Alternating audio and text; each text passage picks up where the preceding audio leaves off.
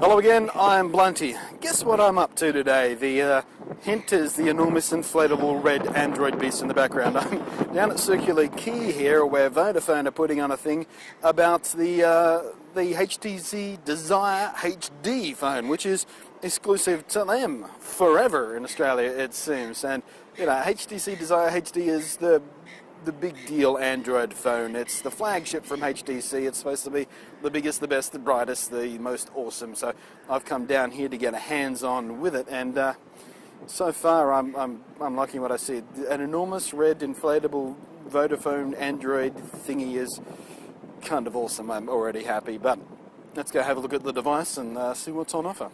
My very first thought when I was handed the phone to play with for an hour was how thin and light it felt.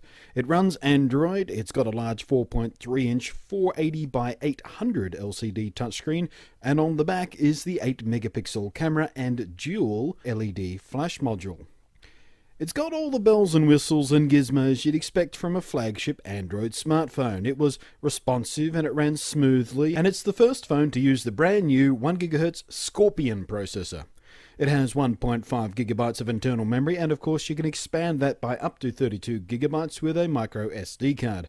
But you know what? I'll save the more thorough breakdown of the hardware until I get a review unit in hand and give it a proper run through. For now though, I focused my attention on the camera, and especially the 720p video recording function. The camera app booted extremely quickly, fastest I've ever seen on a phone actually. The interface is uncluttered and sensible. There's also a bunch of built-in filters and effects.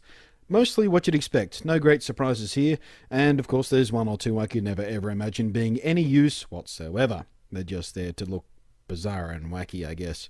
But the interesting thing about many of them is that when selected you actually get a slider to vary the effect or intensity before you snap the pic, and a second slider for digital zoom too, providing you with some extra creative freedom quickly. In video mode you get a slightly more restricted set of filters, and this time you don't get the ability to dynamically adjust the effect. Default is your only option. Options wise, you get the chance to adjust the white balance manually and all the standard stuff, including adjusting the resolution and the excellent ability to fiddle with the exposure, contrast, saturation and sharpness. But hey, we can talk or we can show. So let's take a look at some untouched video the HTC Desire HD spat directly onto the tiny memory card. The image is nice and sharp, and the depth of field is surprisingly nice from a camera phone. To my eyes, in auto mode, the image seemed a little dark, and there's a loss of detail in the shadows. And as you can see here, the auto exposure seems to flicker a bit indecisively. Importantly, there is minimal motion blur, so the image always remains crisp. And this is a test of doing a self-portrait, of course, testing out both the, well, the microphone picks up, I guess, relatively noisy environment, bit of wind, noise, city noise, birds and stuff.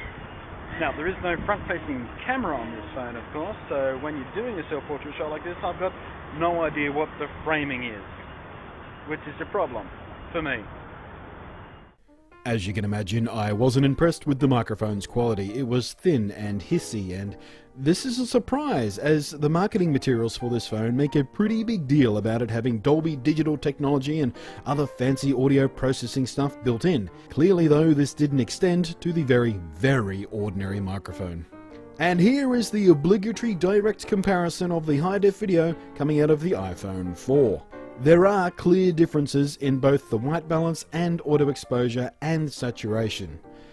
The HTC picks up much more detail on the bright end, but it does so by sacrificing detail on the dark end, and the automatic white balance on the HTC seems to push pretty obviously towards the cool end of the spectrum, which makes the sky and the water look lovely, but it's not very accurate.